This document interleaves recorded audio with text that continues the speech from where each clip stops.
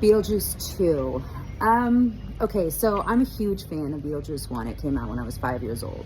So I was super stoked about this, and I'll tell you one thing. The best thing about this film has got to be the costumes. The costumes were absolutely hands down killer. Who doesn't love a Tim Burton film?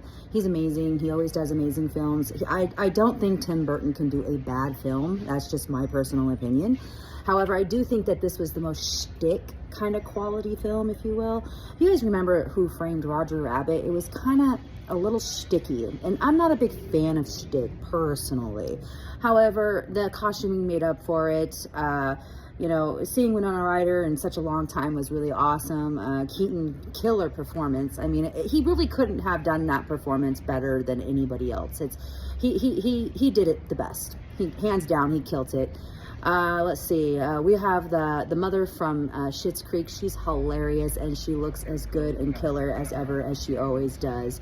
The film is a lot about, I guess there's like a love interest and, you know, mixing the dead with the living, and there's some, you know, kind of grotesque, funky scenes, being that you're dealing with the deceased, and they did it in the most exaggerative kind of way, so to speak.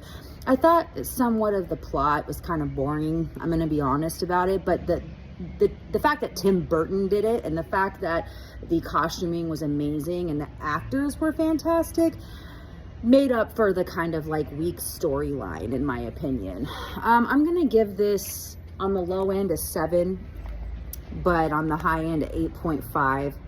It was really hard for me to narrow down an exact rating for this film, because it was like everything was good, but the storyline kind of fell flat. So that's just my opinion, and I hope you guys enjoy it. Beetlejuice 2.